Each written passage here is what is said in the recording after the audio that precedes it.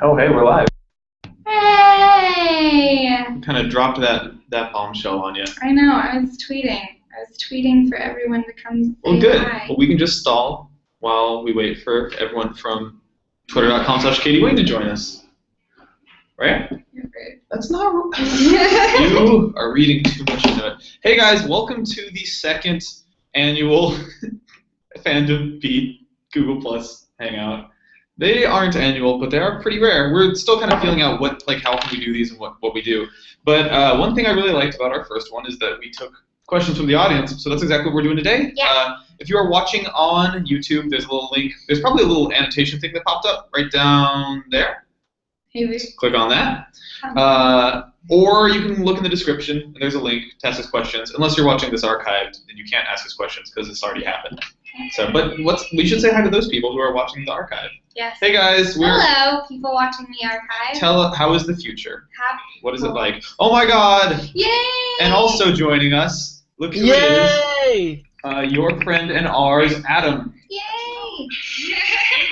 Hooray! Sweet. Oops, hold on. Whoa. I've made myself echo. All right, cool. It's fixed. Hi. Hey! Hi, Adam. Welcome. So let's give people a peek behind the curtain here. We have been feverishly trying to get this Google Plus Hangout to work for the past 15 minutes and had all but given up hope, and then miraculously it worked this time. So hooray! All of us together in one. Ooh, hold on. Yeah, all of us together in one place. So yeah, we gave a link out for people to submit questions if they have questions about things, and I guess we'll hop right into them. Let's see here. Let's just start with is this a showstopper? Do we have to end with that, or can we? Yeah. Okay. Yeah. So Silver Fluffin' Buns, we have the weirdest job. Says, Katie, please describe one of your My Little Pony headcanons if you have any. Do you have an answer for that? Yeah, I have a couple of them, but I'm having a really hard time remembering any of them right now. What I guess one of them is that Pinkie Pie has a pretty dysfunctional family, because she never sees them, and it seems kind of odd that when they go to the rock farm, when Maude comes into town, that none of the other siblings come out, or we don't get to see any of the rest of the family, and Pinkie Pie, when she finds out that she might be related to Applejack, she gets really excited and wants to be a part of that family so badly, and it seems like she really has a firm understanding of what a family should be, but yet we never get to see any of her family. So maybe a dysfunctional I feel like family. you're beating around the bush, because I think what this person actually wants to know is which of these cartoon horses you ship together. So. Applejack and Rainbow Dash. Okay. That's my favorite, but my OTP is Discord and Celestia. Whoa, that's the deep cuts there. You shipping these obscure characters. All right, I'm glad we got all that out of the way up front. Let's No more ponies. No more ponies. Oh, Dip! Look at that, Brandon Tavares with a really interesting observation. He says, "Is that a free shirt? And are you drinking water? Free season 3 confirmed." Yes, this is totally a free shirt. Oh, is that the one where they all go swimming? This is swimming anime, Yeah. the t-shirt. This is a very rare Crunchyroll free shirt that they gave out to announce that they were doing season 1. And they actually just announced that Crunchyroll is getting season 2 of free. I'm going to be at Anime Expo in Los Angeles this weekend, where they will be screening the first episode of season 2 of free in real time at the same time that it comes out in Japan, which is super, super dope. Congratulations. Yeah, congratulations to Crunchyroll for getting for airing season 2. I think that it is where almost everyone watched season 1, and it's a good fit. Crunchyroll.com/fanbeat. Catch it. Go there, sign up or whatever. But yes, I'm drinking water. I'm fully just immersing myself in the Haru lifestyle right now. I'm also drinking water, just because hydration is important. Nope, it's because anime. Adam, how are you doing? It is the evening over there, right? It's 8 p.m.-ish? 8:30? Yeah, it's nearly 9 o'clock. Nearly 9 o'clock at night now, so my night is nearly over. My day is done. Yeah, how was your day? Yeah, it's fine, working away, coming home, and meeting the fandom audiences is great. See, we shouldn't even have asked the audience, like, the people watching the archive what the future is like, because we can just ask Adam. Tell us what the rest of July 1st, 2014 is like. Tell us how it goes. You don't want to know. I won't spoil it. There's like major spoilers. I don't want to spoil it. Adam, come live here with us. Mm-hmm. Come here. I know. Go and be with us.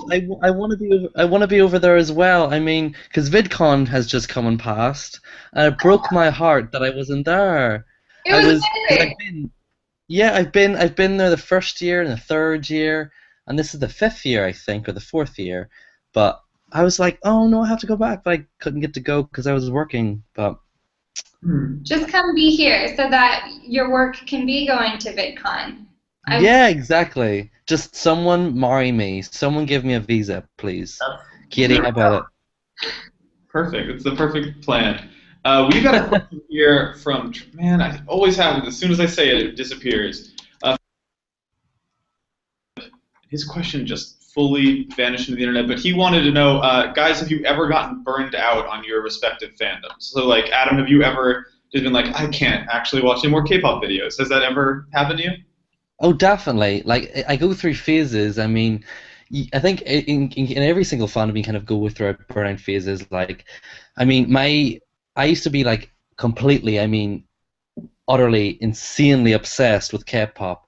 About like I'm still pretty obsessed, but I was like, it took over my life kind of thing, and then to the point where I was just my life was so much K-pop that I couldn't do anything else, and I burned out from it, and I just went a bit crazy, and then I stopped listening to K-pop for like 6 months because I couldn't handle it anymore, because everything was just so formulaic, and I just couldn't handle the fandom itself, and the fans, and it was just so much happening at the, you know when you like biases and you have favorite artists that do silly things that you don't like, and these silly things get so ingrained in you, and it gets to you.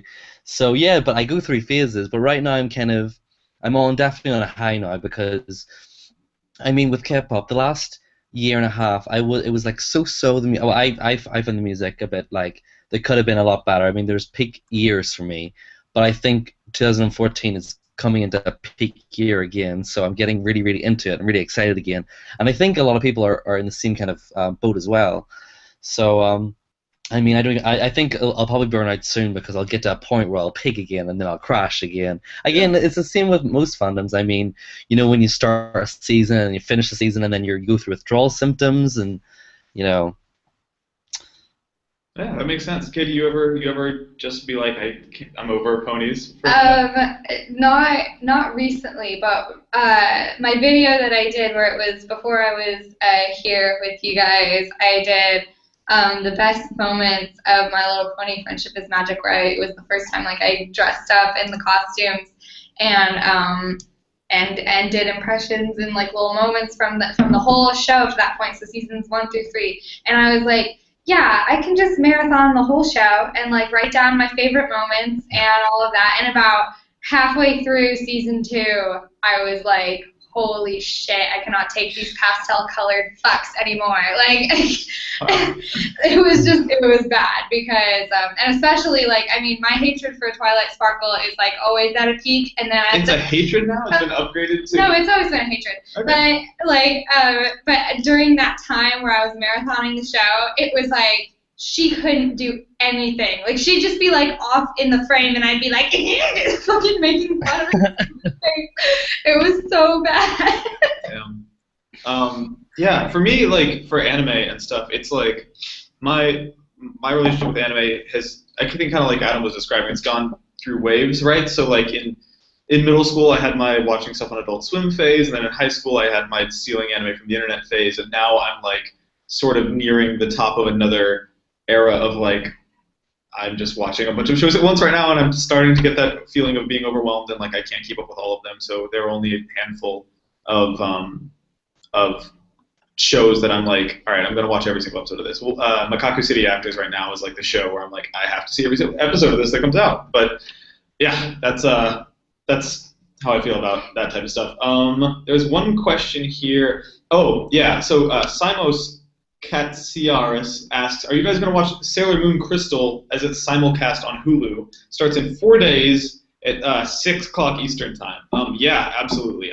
We from the moment Sailor Moon Crystal got announced, we were like, all right, that's absolutely something we're going to cover on this Fandom Beat channel. And yeah, obviously Katie's a huge Sailor Moon fan. We've got other huge Sailor Moon fans in the office. I'm so excited as well. Sorry to butt in, but I head over heels in love with Sailor Moon. I cannot fucking wait. I am shaking at the thought of it. So good. I'm so excited. I don't know if y'all saw, but there was like a leaked clip from Japan that was like the new title screen in the first 2 minutes of the first episode that like leaked on the internet like shaky cam footage, and it's been taken down from a lot of places. But like, yeah, it's interesting. Like, I'm still trying to personally figure out how I feel about the art style. Over and over, I hear people point out that like this is more based on the manga than the original show, so of course it's going to look more like that with these super long-legged, spidery shoujo ladies. But they look awesome and powerful. I think it's so pretty. It is really pretty in some spots. So gorgeous. That new title screen, you should check out the new title screen because there are some parts where they're using like 3D CG rendered versions of the Scouts where I'm like, I don't know about that. That makes it look a little janky. But I'm optimistic. I'm excited. Like yeah, just the fact that they're making it is great. And even if somehow on the off chance that it turns out to not be as amazing as we all hope it is, there's Sailor Moon Remastered also on Hulu, which is like, for me, that is just like, oh my god, this show is as good as I remember it. How often does that happen? I think it's one of those things where my nostalgia, like there's Sailor Moon as I watched it as a kid with that crappy dub. It's not as good as I remember it. Like I thought it was here when I was a kid. It was actually not here. But watching the original show with the original like subtitles and professional translation and remastered brings it back up to like my rose-tinted glasses level of how I remember Sailor Moon being. It's like actually a phenomenal show as an adult, and I hope that carries over into whatever they do with Crystal. Also, Adam, please don't apologize for butting in as you please butt in. Yeah, always. You wouldn't have to butt in if you were here. No, not at all. It's just exactly. No, it's just like just Sailor Moon. I'm so obsessed with that show.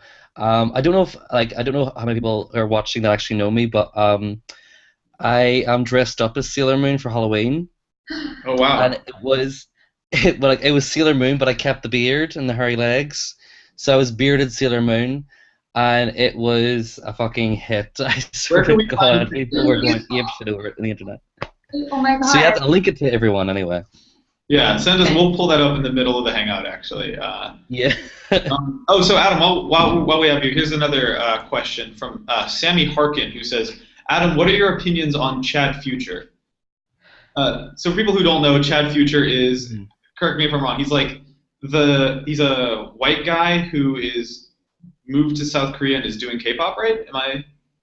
Kind of. He's a American guy. He's a white guy from America, and he loves K-pop, and he's a musician.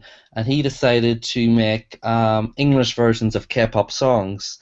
And then he somehow got a budget or a manager behind him who threw loads of money to making American versions of K-pop videos as well. So he was first got discovered from being in a band.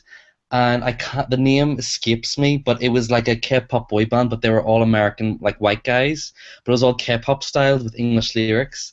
And with K-pop, it doesn't really translate well in other languages. Well, it translates well in some languages, but with English, especially, it didn't look right. You know, it had a very bad reaction to a lot of fans. And I mean, personally, I quite like. I have no bad feelings about Chad Future. I mean, I do admit I've watched a few of his music videos and have cringed because it just doesn't translate well, and it's just not great. And the thing is, the idea is such a good idea to go behind it because I think a lot of Western audiences are really excited about the idea of an English person or people from other different parts of the world going into Korea or doing K-pop style stuff.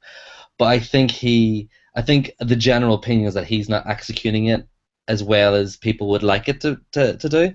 But recently, he actually did a new song, his own original song, with a member from New East, who's he's a member from a K-pop boy band, who's actually so everyone's just kind of mind-boggled because they're just like, how is this guy just getting all this crazy stuff? So I don't know whether it's a management behind him or what, but it's I think he's one of those people that you just kind of love to hate him and hate to love him. So I mean, I don't go ahead and listen to his stuff, but at the same time, if he's doing his own thing and he doesn't harm anyone, whatever, just do your own thing. But there's a lot of K-pop fans that really, really, really don't like him because it's not.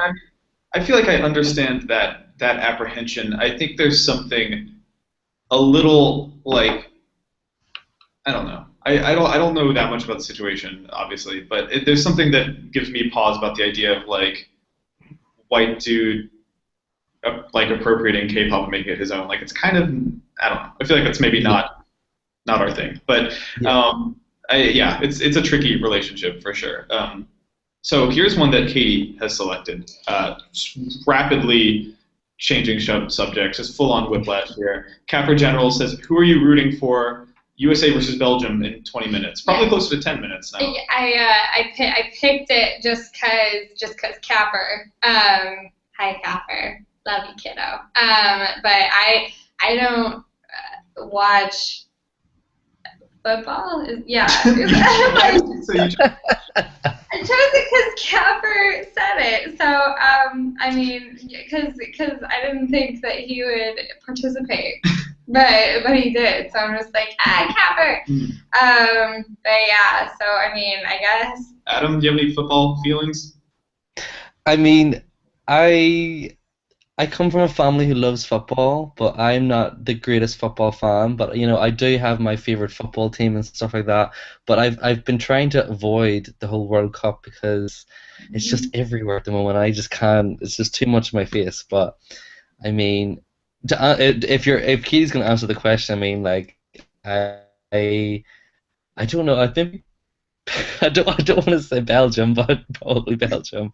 But I don't know. USA might get it in. I mean, I think as someone who's from the UK, the fact that Katie went out of her way to say football was really, gold star to you. All right, that's a 1 mile victory. Yeah, well, I mean, like, I'm of the opinion that, like, I would much rather be playing a game than watching other people play it. Like, watching other people play an organized sport and just, like, sitting on the sidelines is just, like, really bad for me. But it makes you feel lazy? Yeah. I feel that. So here's a question from Isaac Gonzalez. Have you been to Japan? If not, what would you want to do if you had the chance to go? OMG, Katie, I love you. Which makes me think that question is targeted at you. But we're going to open it to everyone. Everyone gets a chance. So have you been to Japan? I haven't, but I want to so bad. I wanted to since I was a baby, little tiny girl. Same. Well, by baby, I mean, like, middle schooler. Well, yeah. Like, it was, yeah. Basically infant. Adam, have you been to Japan? Yes, I've been twice. Nice. I have been once. Yeah, I actually went to... What you did there. Oh, my jelly. Huh? Tell me about... So what was Japan like? Yeah, no. What was your Japan experience? Yeah. Because I went for my first ever holiday. I was 17. I don't know how my parents let me go. It was me and my best friend, who were both 17 at the time. I both took a flight to Tokyo and spent 2 weeks in Tokyo. But I was quite young, so I didn't really have the much knowledge to kind of experience. I did have a really good time the first time, but I didn't do a lot of stuff because I was too young and afraid to kind of go out of my comfort zone. But I actually went to Tokyo again just April there, a couple of months back, and it was so good. I can't get over how amazing it was. I mean, I had a list of everything because even though I'm a big K-pop fan, I have a big I like to do J-pop as well. So one of that was kind of what attracted me to going to Tokyo and stuff like that, because I wanted to see a lot of musicians, a lot of bands play, and I wanted to see the whole industry, and yeah. So the time went back. I visited all these music bands, and I went to these theaters, and I went to like crazy cat cafes and maid cafes. I don't know if anyone knows the concept of a maid cafe. I do. I got a flyer. So when me and my brother were in Akihabara, there was a maid who was like handing out flyers for maid cafes, like there always are in that district. And she was just speaking Japanese and like handing flyers. And then she saw me and my brother's like pale American faces and said in English, like, "I'm waiting for you," which just made me like cringe so hard that I almost died. but that's not her fault. That was my experience with Maid Cafe. I never actually went inside. How was that for you? Oh, it was the most bizarre experience I've ever been to. Like, basically, like it's a all the waitresses are dressed up as maids, and they call you their master. So you are their master for that whole entire time, and you sit and they sit you down, they give you a menu, and all the food and drink is like just really sugary, over the top, crazy stuff. So me and my friend got this like weird cocktail concoction kind of thing, and what they do is they bring out the food, and then or the drink or whatever, and then they bless it for you. But they bless it with you with like super kawaii power beams. Yeah, So they like have all these crazy dance moves that they do in front of you and ask you to join in. And then they go, so they're like, oh, each ni san yan yan, and you have to like repeat them, and you have to like show all your kawaii power beams into your food to make it delicious, because that's their logic. And then you eat their food, and then they put on a show sometimes if you're lucky. So they put on like a singing, dancing idol show, and at the end you Polaroid with them.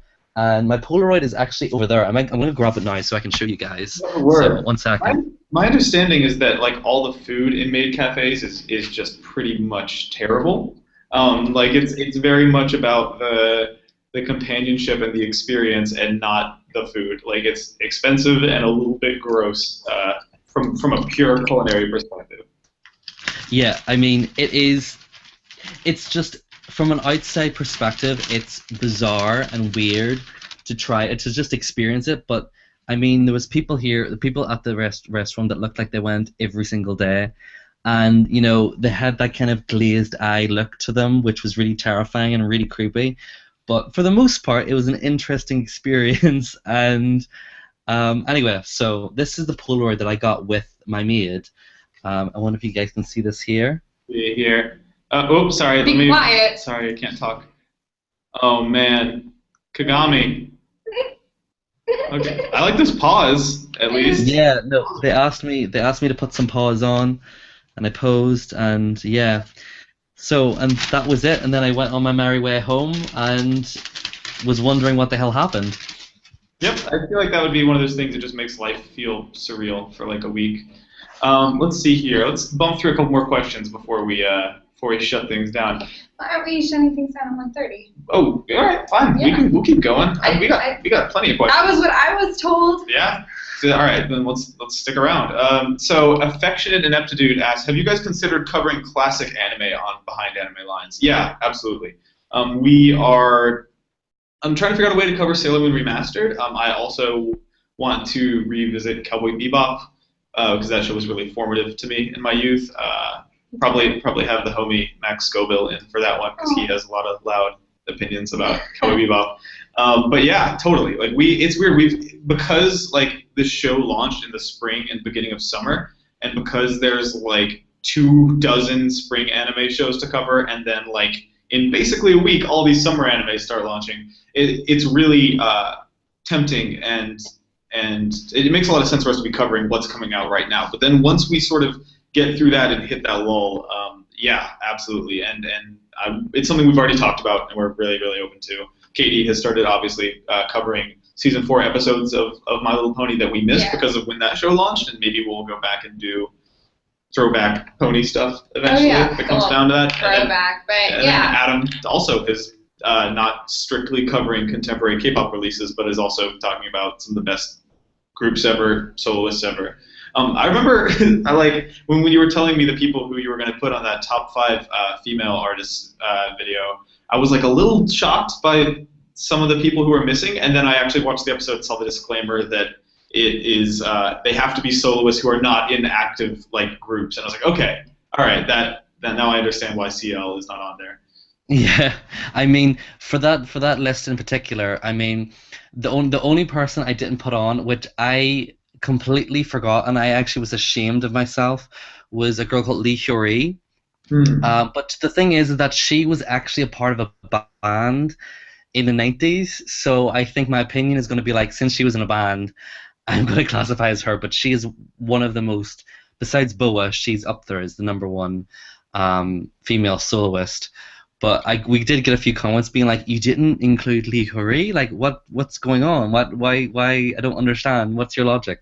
But well, you've done a good job of framing that show by saying, by the way, I know that everyone is going to be furious that I left off certain people, so let me know in the comments. Like, I'm glad that it's an open discussion, I guess. Yeah, yeah. Let's see. I'm also looking that we have a bunch of comments on YouTube as well as on Google+. Jordani Hidalgo points out that there's an anime called Maid Sama that is all about the Maid Cafe experience. So I don't know much about it. That's actually the first I've heard of Maid Sama, but I mean, maybe that's something we look into in the future. Maybe if you're ever in the States, we can watch Maid Sama and see how it compares to the authentic Maid Cafe experience. Let's see what else we got going on in here. I haven't read this one yet. I'm just going to read it one word at a time because it's long, and we'll see what it says. Okay. Yingyo360 says, what's your opinion on weeaboos and the people who don't grow out of being a weeaboo? People sometimes reach an unheard level of weeaboo. For example, I found a Yahoo Answers question where someone would not watch Avatar unless it was in Japanese, despite being an American. I don't know, man. Like, as you and I definitely had our phase of like being like gross otaku kids when we were teens. So I can't judge so much. I can probably judge a little because like I don't know, dude. I just like it's funny. I feel like when I was 14 and like probably when you were young too, like anime culture was really really hidden and like basically existed on the internet or with your friends at school, but like there wasn't a broader thing. And now like it's access to anime has never been higher. Everyone knows at least what it is. A lot of people who got into it as kids. A lot of people who got into it as kids are kind of grown up now and like maybe became a little more well-adjusted, hopefully, in some respects. It's something we talked about in the Watamode episode of Behind Anime Lines. But I don't know, man. I that example of someone refusing to watch Avatar: The Last Airbender because it wasn't in Japanese seems hilarious to me. Maybe they could just watch it with the subtitles on and mute it and pretend that it's anime. If they want, that would be a good solution too. But no, like no shade, for real. Let people. I'm about to go to an anime convention for the second time in 2 months, and I think I will. Like I went to Fanime and had a kick-ass time. Conventions are the best. They are. I really like them. They're so fun. Because they're just like that's the dark underbelly that nobody tells you about is that like the surface level of an anime convention is kids running around dressed in costumes being a little bit loud and a little bit awkward, but whatever, that's cool. The real thing is that like there are ridiculous parties happening every night. Anime people party harder than anyone I've ever met in my life. They just all get blackout drunk in cosplay and like they are wild kids, man. I don't know. That's the thing is that what people perceive as otaku culture and weeaboo culture is only the surface, and there's a lot of really, really cool people who just happen to like anime and grew up with it. I don't know. I feel good about the state of the broader anime fandom in 2014, I guess. Let's see here. What else is going on? Isaac Gonzalez says, and I don't know if we answered this before. I can't remember. We briefly did, but it's okay. We can answer it again. He says, it's a quick answer. Whose idea was it to start Fandom Beat? It was a collective idea. It was something that started with all of us. I mean, I had my idea for my own pony show, but then I don't recall who it was. I think Fandom Beat as a name and as a premise came from our friend Brad O'Farrell. He had kind of had he had the name Fandom Beat already picked out and had some of the domains and stuff for it. In terms of what we populated the channel with, that came from a collaboration of Katie had just started here and really wanted to do pony content. We were like, it doesn't make sense for Katie Wing not to have a pony show. And then Adam, you're a friend of Brad's. I think he suggested you for this K-pop show, right? Yeah, that's right. Yeah. Yeah, and the anime show was just kind of like it felt like such a natural fit for it, and I sort of stepped up and was like, I want to do an anime show.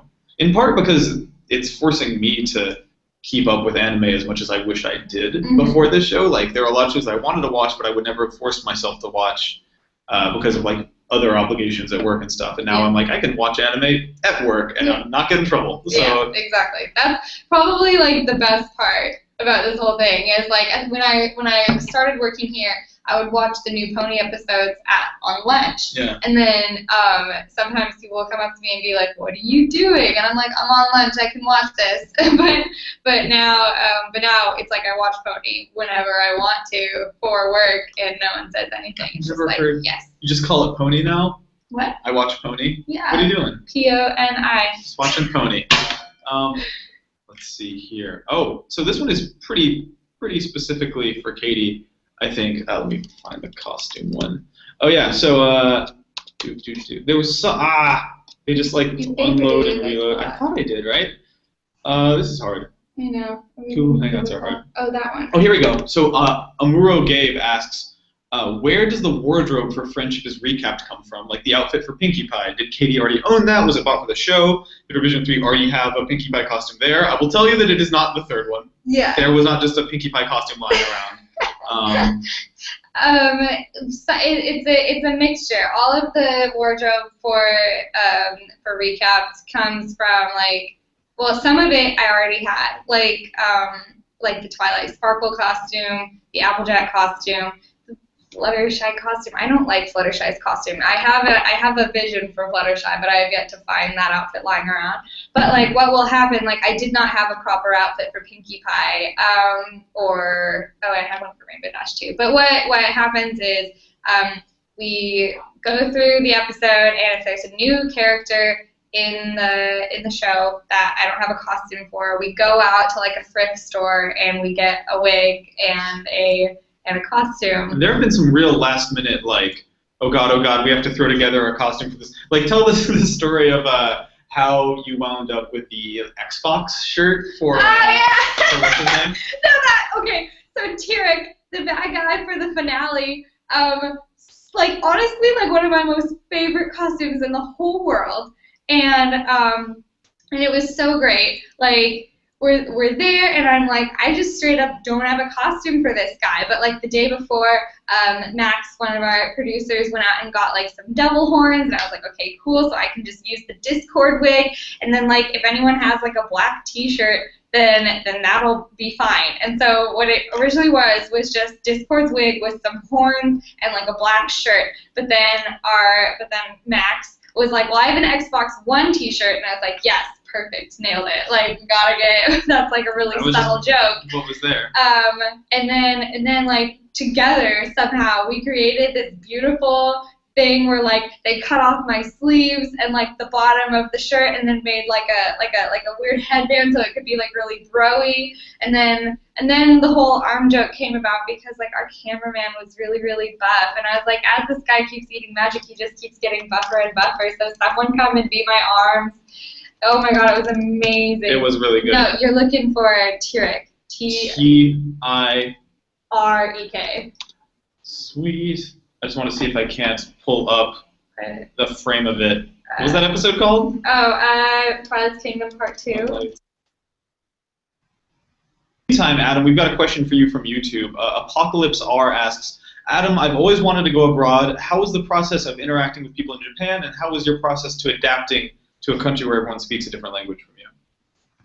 I mean, Japan is quite good for English. I mean, before both times, I kind of learned a bit of Japanese here and there, and obviously I was interested in that culture, and I knew a few words and phrases, which got in my way. I mean, but for the most part, they do know quite a bit of English. So, and then most of the signs and stuff like that are all in English, and you can never be too lost. And even if you are, or people that don't speak English that well, they can always go out and help you. I mean, there's a couple of times where I was completely lost, and I always ended up finding my way on my own. So, I mean, you don't have to be fluent, and you don't have to, it's obviously it's good for you to go out of your way to try, because people can see that and people appreciate that. But I mean, because if you play the the ignorant approach of being well, I'm just going to automatically assume that everyone's going to help me, you probably won't get help. So it's if you know a few words and phrases, and you're nice enough, they'll go out of your way to help you, and adapting to the situation. I mean, the most tough thing was ordering food, but even still, I still made my way through it, and I mean, with a lot of their menus and stuff like that, it's a lot of pictures, so you can just point and hope for the best. But yeah, I mean, Japan and Tokyo, for example, it's quite easy to adapt to and quite easy, not speaking the language to absorb yourself in the whole surroundings. So, I mean, if you do plan on going, I would recommend learning a few phrases. But yeah, I mean that probably reflects my experience in Japan, in that at least in Tokyo, when I left Tokyo, it was a little less Englishy. But Tokyo in particular is just like a really, really easy place to travel. As someone who I'd never left the United States before going to Tokyo, and it was just like, yep, everything's in English. Everyone speaks a little bit of English. As to whether or not you can get them to speak English, I think some people, even though a lot of people learn it, they're a little bit shy about using it and not wanting to like make mistakes or anything like that. But totally easy. I don't know that I could ever live there though. Like, do you think you could live there without fully speaking Japanese? Oh, definitely. I mean, there's actually people, there's communities there that only speak certain languages, and like there's pure English schools. I mean, I don't think it's a very healthy approach. I don't think if you're moving to that country not to speak the language, I think it's not ideal. But you can definitely like surround yourself in a community where you can get away with just fine. But yeah. Yeah. Also, by the way, look what I found. Hello, welcome to Fandom Feast. Oh, no, I lost it. Yeah. YouTube is hard. Yeah. All right. That was such a brave experiment, but all right, maybe later. Let's see here. Here's a good one. So recently, Katie was in Costa Rica for Sloth Week, and Iron Man Australia wants to know, Katie, did you see any sloths fall out of trees in Costa Rica? There are lots of videos of sloths falling out of trees on YouTube because they're so stupid and try to climb on twigs that obviously won't support their weight. Could you stop from laughing? So let's start with the top. Did you see that happen? No, I did not see any sloths fall out of trees. What about, so is it true that sloths will do a thing where like they see their own arm and then they like... No. That's not true? No, it's not true. They're not idiots. They're actually really smart animals. Yeah? Yes. Dispelling sloth myths. This hangout has everything. Oh, Tristan wants to know why there isn't a Katie drawing on the whiteboard behind us today. So well, we'll take, don't what worry. do I draw? You'll take, it'll be fine. I'm going to draw, what do I draw? Whatever feels relevant and timely to you. Here we go. Oh, here's one from Pie Frog. I don't know that I should ask Katie a question while she's focused on drawing. But Pie Frog wants to know, how long does it take to make a full episode? How long does it take to make a full episode of Friendship is Recapped? Which is an awesome question, because I think anyone who watches that show can tell that it's like pretty production intensive. It's not working. Give up on that. Pretty production intensive, like many costume changes. Mm-hmm. Walk people through like how you make an episode of it, because it's pretty wild. Like you there's a lot of improvisation. It takes at least 2 hours, at least, like a just minimum. just the shoot, not counting edit time. Yeah, days. Oh my god, yeah, the editing is like insane, crazy. So just the shoot takes at least 2 hours. So here's how it goes. I watch the show. None of that is counting production either. Getting the costume. Getting the costumes, watching the episodes. So I watched the episode a few times, and then you gotta get the part where Matt has. No, don't ignore what I'm doing. I'm sorry. So I watched the episode a few times until like I really know it, like kind of inside and out, and then without a script, I just get in front of the camera and recap purely what happened in the episode. From memory. Yes, from memory. And every now and then I go, and then Twilight was like da da da da da da, and then T-Rex all da da da or whatever, right? And then, so there are my two producers there with me, Matt and Max, and one of them is hitting the beats in the story, and the other one is writing down when I say Twilight was like, or Pinkie Pie was like, and then we go back, and they go, okay, so Twilight had the most lines, so go get in Twilight, and I go get into Twilight's costume, and I stand in front, and they say, okay, what's the first line that they say? And then they say, how are you doing? And so I go, how are you doing? And, it's so crazy, because watching the show, it comes together, and it looks so seamless, but in reality, it is shot in, like, it's the least chronological show, I think, that we make. Yeah. It's a special kind of process. It's you know, sometimes people refer to Katie Wayne magic, and the only thing that I can think of what that could mean is this chaotic mess that seems like it could never fucking work, but because I'm like, I believe in us, it's gonna work. Yeah, you guys, y'all definitely make it look easy. Yeah. Especially when you pull off excellent practical effects like this. That's good television right there. Beautiful. Good stuff. Let's see. Oh, here's one from AllP3639. Yes. Has Katie and Adam, has Nick gotten you into any anime? Be honest. You don't have to. I mean, not yet, but I am intrigued by that one that you keep talking about. That it reminded me, the animation style reminded me of Azumanga Daioh, and it's like where the girl's like, I don't like you. Nichijou. Like, yeah. Nichijou is incredible. It's not. Oh yeah. Ordinary Life is what you might. It's the other. That's like kind of the translated name. That's what it's called on Crunchyroll. But Nichijou is like. There's another question here from someone's asking what my favorite anime is, and it's like I can't even begin to answer that. But Nichijou is absolutely up there. Like, oh yeah, I tried to force you to watch it. To minimal success. Yeah, no, I am interested in it though. It looks really cute. It is. It feels like Azumanga Daioh 2.0. It is Azumanga Daioh 2014 edition, and like it's the best looking show. My understanding is that it wasn't actually super popular in Japan and might not be getting a second season ever, which is a little heartbreaking. But what you gonna do? Well, you didn't let Adam answer. Well, yeah, Adam, have I gotten you into any animes like secretly? Well, when you're talking about Nichijou, like I've only watched a couple of animes in my whole lifetime, but that was one of the shows I have watched, and I adore it. But I mean, the ones you've covered so far. I mean, the latest one, the one with the swimming boy. Oh well, there's a term for that. You know, that swimming, the boys swimming anime thing. Like I don't really. Not for me, but I mean, I'm waiting for the one. I mean, because I think I spoke about an anime last time we had a Google Hangout, and the name has escaped me. Oh God, what was it like? Oh, well, the name will come to me. But I've been watching, and I'm hoping for the one that is gonna suck me into it, but not yet because I'm very picky with my shows. I'm a bit of a TV snob, and this includes with animation as well. So waiting and see. But the day it happens, it's gonna be like, oh. Let's see here. Yeah, we'll find one for you eventually. Iwatobi Swim Club, free, that swimming show, man. Like you just gotta, give it one episode, and I think you'll be hooked. I don't even remember. I mean, I can only imagine that it would be because of you, but I remember watching one episode, and free?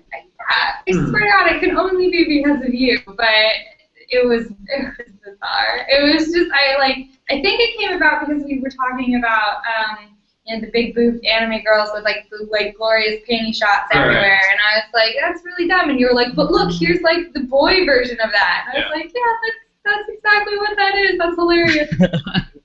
It's so great. Borj Lundsaunet wants to know what our thoughts are. He just said thoughts on fully gay. So to explain to you guys what this means, if you've ever played Mass Effect or Dragon Age or any of BioWare's games, and this kind of ties into a larger question about if we'll start talking about game stuff on here in general. I kind of think we have a separate thing. But anyways, so this situation came out today where BioWare came out and talked about that they are having a character in the new Dragon Age game that is fully gay. They're like, this is our first fully gay character, which I think strikes a lot of people as a really weird way to phrase that. A fully gay character, because all the other characters were only kind of gay. Yeah, which is true. Like past characters in BioWare games, because you can usually choose to have a male or female protagonist. Some of them were like bisexual, and you could romance them no matter what your gender was. Okay. But this is the first fully gay one, and I think it's kind of raising questions like, all right, that's cool, but could you guys have maybe not done a press release about it or handled it more delicately? Yeah. I would love to hear how that situation rubbed you guys, because it's like. It seems like a crazy way to announce something like that. Some delicacy could have been called for. Yeah. I mean, like just to a fully gay like fully gay. fully The gay gayest- Brock. You doesn't get We're gayer. down with the fully gays. This is like the gayest video game character. Like, there are better. yeah. Well, maybe not the most tasteful. The thing is that if you read the announcement, like the guy who wrote the character is gay, and he's like, I put a lot of. It was great to be able to write a character like this, and like everything about the announcement outside of those 2 words was. Wonderful. Yeah, I think Good. so, and like progressive. It's just Good. like maybe you guys should have just put that in the game and not like patted yourself on the back as loudly for it. I don't know. Yeah. Yeah. No, I've got the same sentiments as well. I mean, I haven't heard anything about this, but the fact that he said fully gay, I mean, is just, I find that so hilarious. I mean, I can just already imagine the fucking memes and the t-shirts coming out from that. It's just, Fully, yeah, exactly. And it's weird because it does give you insight though into how they see it as game developers, right? Like BioWare fancies themselves very progressive, and they think of themselves as like they're very, very proud of themselves. I think rightfully so for even having queer characters to begin with. Yeah. So to them, they're like, we're going the full length and having a character who is not just like bisexual, but is actually just a completely gay character. Yeah. But there's no adverb you can put in front of gay that doesn't sound like condescending, and so I think that's the problem they're running into. It's a super interesting situation. I think that game is going to be dope, and I hope that they are a little more tasteful going forward with how they talk about that stuff. Veronica Grubin wants to know, Katie, do you watch Adventure Time? If so, do you like it? Would you ever consider talking about it on Fandom Beat? I think we alluded to this a little bit last time. I do watch Adventure Time, and I do love it. I'm very behind because I've been just watching it along as the DVDs come out. So I'm like on season 3. I mean, yeah, like I would consider talking about it on Fandom Beat. I host a lot of shows right now, so I think I'd have to lose one of the shows in order to like add a new show. Yeah, because Katie's hosting stuff outside of Fandom Beat too. As Yeah. I think a lot of people watching know the Animalist work. And well, that's well, and anywho, but there's like separate shows. Anyway, that doesn't matter.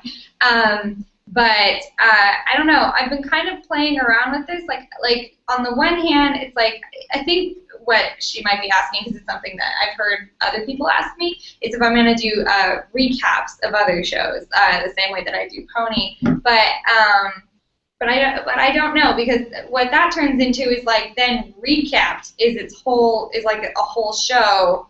But do I really want to just go through individual shows and like do like a formulaic kind of thing, or is this like something special to Pony? I don't know, because like, oh my God, there's a loud noise out there.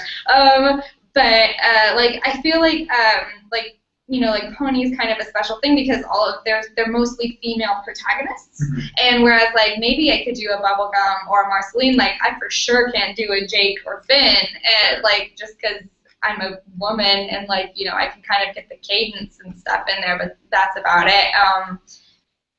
But yeah, like I don't know, like I would consider talking about it. I don't know if I would consider doing a recap. I think I'd agree, and I think like the way that we've covered everything on this channel has been totally different. K-pop is structurally fundamentally different from Behind Anime Lines. It's structurally fundamentally different from like Dear Every Pony and Benjamin's Recap. I think if we do that, if we do an Adventure Time thing, just to try it, it'll be different too. It'll be its own. It'll feel separate, and yeah, I am totally down to like. I am caught up on everything but the last 4 episodes of this season of Adventure Time, and spoilers. yeah, I would never. But it's that show is just watching that show evolve over time. Adam, do you have any Adventure Time thoughts?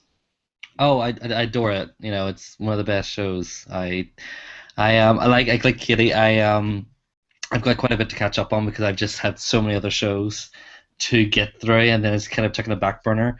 But, you know, I think it's a brilliant show, and, you know, I think it's really interesting to see people put in their input of what they'd like to see on the channel, because, I mean, looking at all your comments and saying, like, oh, can you do this show, or can you do this show, can you talk about this and that, you know, I think that's really great for the growth of the channel. And like Katie said, that people might be thinking about, you know, oh, can you do a recap of this? But, you know, what Nick said, I think if we were going to expand on different types of fandoms, I would think it would be a great idea to kind of make it a standalone kind of thing, because I know a lot of people are talking in channels and even in the chats talking about J-pop and stuff like that. I mean, I've got a wide knowledge of J-pop as well, and idols and stuff like that. But if that even progressed, it would be something very vastly different. But anyway, Adventure Time is amazing, and everyone should love it. And yeah, correct.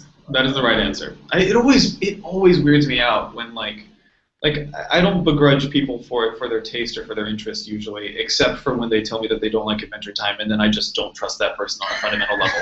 When I find out someone doesn't like Adventure Time, I'm like, what exactly is wrong with you? Like, what do you like?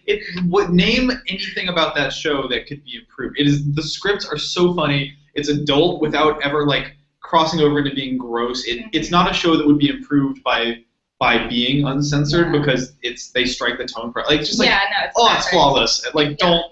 You're not allowed to not like Adventure Time. So. I think the thing that turns a lot of people off to it is its randomness, but that's the thing about it though, isn't it? That it's not really random. No, and it seems like it could maybe be. So it's kind of a good marketing thing because it appeals to people who enjoy the little random kind of stuff. But it's great because that's almost something that is misleading and subversive about it.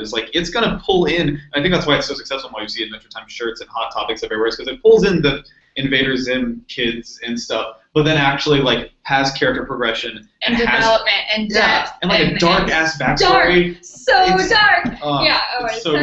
So good. The other day I saw a girl on the bus who was wearing an Invader Zim backpack, but she was 13 and Invader Zim is 13 years old. And I don't understand how that's possible. She's just, the internet is a beautiful thing. Yeah, it's forever archived. John Mikachu asks, unsurprisingly, about Pokemon. He says, would you ever consider doing some video on the Pokemon anime? Keep up the great work. Hi, Mikachu. Less than free heart. Dude, totally. It's kind of like the Sailor Moon thing where, we never covered the original Pokemon series, and I would love to do that. It's all on Netflix now, or at least season 1 is. So, hell yeah, that would be a great episode once we start doing throwbacks. But then also there's that Pokemon series they did that was based on the original games, and I don't know where that's available, but they released it alongside X and Y, a Pokemon miniseries, kind of a movie or 4-episode thing that is based on the original 151 with today's awesome contemporary animation techniques, and also they do tricky stuff with Mega Evolutions. Anyways, there will be Pokemon stuff on this channel, or we will die trying. Yeah. Let's see here. Trying to make sure. I don't want to burden you guys with more anime questions. But here, let's talk about this. Alejandro Sanchez says, Katie, what is your opinion on male bronies? Do you think it is abnormal, or do you accept them as they are? Why would I think it's abnormal? Bronies are the whole reason why the fandom. There's sports happening. That's what you're hearing. Oh, okay. Sports are happening. Male bronies are the reason why the fandom exists in the first place. Because, I don't know. Maybe that's odd in and of itself. And when I first heard about them, my main reaction to it was main reaction. Oh no, an accidental pun. My initial reaction to it was this is never gonna last. This is just like a fad. But then, I got into it because one of my guy friends who I respect and care about told me that I should give it a try, so I did. Mm-hmm. Yeah, no, love them all. They're wonderful, beautiful people, and they deserve our respect. Good answer. Very, very diplomatic.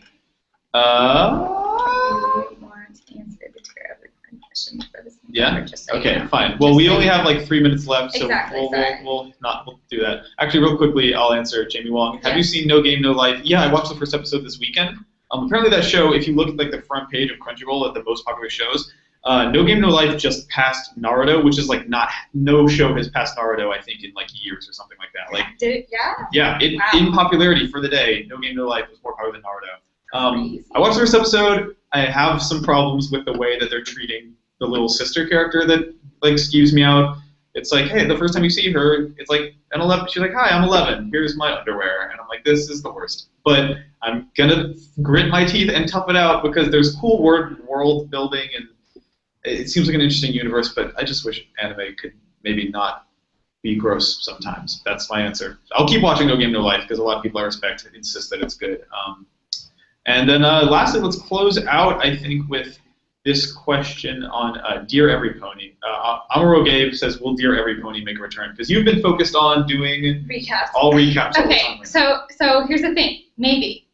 Who knows? We're kind of experimenting right now with kind of incorporating Dear Every Pony on a much shallower level into recaps, whereas like before it was like this is a pure recap exactly what happened, but now we're kind of experimenting with letting me go off on little baby tangents about like even in the recent episode of about Scootaloo, the Flight to the Finish episode, I get to comment on my own little headcanon about how she's a handicapped orphan because she's out by herself all night and like no one comes and looks for her. Anyway, so that we're kind of experimenting with incorporating Dear Every Pony in on a much less like analytical, intelligent level, but just kind of like off the cuff Katie Wayne.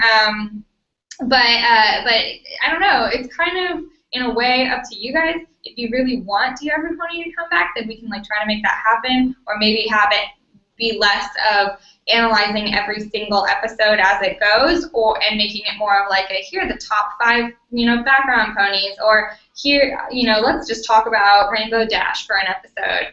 I mean, there will for sure be an episode on Dear Every Pony of like what's my beef with Twilight Sparkle, because I know everyone is just like, why are you gonna hate on Twilight Sparkle? And I'm like, I've got my reasons. So that could be what it is. I just really wanted to answer that question. Cool. Noted. Anyways, Adam, anything on the K-pop front? What's next for K-pop? On your end? As in for Fun and Beat. Well, next episode. What can we? Look I've literally just recorded a new music video reaction, which is going to go up in the next couple of hours. A K-pop star called Hyomin, who is in the band Tiara, has just released her first ever solo single, and it's been getting a lot of controversy because it's quite sexy. And with K-pop, it kind of always takes a little nod and hint of what's current at the moment, and they kind of plagiarize. So a lot of people are comparing her to Miley Cyrus because she cut her hair really short and blonde, and she's wearing. Also, she must be copying Miley Cyrus because it's short and blonde. Say that again? I said, she must be copying Miley Cyrus because it's short and blonde. In fairness, well, there's a lot more to that, because sometimes they actually do really plagiarize. But in my opinion, from watching the music video, they did take a lot of nods to what her style and aesthetic is, but they're kind of making it a bit more distance out. But when there's going to be a few more music videos, I think there's a dance version, and then an 18+ version, which is going to be super sexy. And but I mean, I watched that, and I'm not going to tell my personal opinion, but you can all watch the music video now, and the music video reaction will be up later today. And then just going on with top 10 or top 5 listicles, and also we'll be doing some K-pop in public, which will be happening pretty soon as well. And just general K-pop goodness, which will be fantastic. That hopefully everyone will be excited for. On the subject of plagiarism, real quick, who is it who did that? She did a song that was like very directly aping Blurred Lines and sounded like it, and they did a music video that was just like Blurred Lines but with dudes. It was a K-pop star. It was like, what's her name? I can't remember her name right now. Isn't like Robin Thicke? Yeah, she did like a Robin. It was the girl who did Talk About S, that album. Yes. What's her name? About it. Hold on, this is gonna really annoy me. Hold on. In the middle of this hangout. I don't care. I need to find out. Oh, Guyan. Yes, from Brown Eyed Girls. Guyan has a song that's just like straight up Blurred Lines. Yeah. I mean, there's so much in it, and you just have to smile and laugh about it sometimes. But like they always put their own spin on it. I haven't been too upset at it yet. Anyways, we are going to end this because it is 1:30, and also my laptop is pretty close to running out of batteries. So thank you guys for tuning in, and thank you for all the awesome questions. Holy shit! I'm always blown away though by like how great these are. Just like you guys have so much that you want to ask us and such good suggestions for shows, and I've got a Google Doc that is just like every anime you guys have ever suggested. So keep that coming. Keep giving us feedback on K-pop and pony stuff as well. Yeah, let's do this again and maybe more often. I'm glad we stuck around for the full hour this time. That was dope. Yeah, it was much better. Yeah, thanks Adam for joining us. I'm glad all of our technical difficulties worked out in the end. It's a miracle. glad we got there in the end. It all worked out. Some higher power wanted us to talk about K-pop, anime, and bonies on the internet, so we did. But yeah, thanks so much, guys. Thanks for watching. We'll see you next time. Bye. Bye. See you guys later.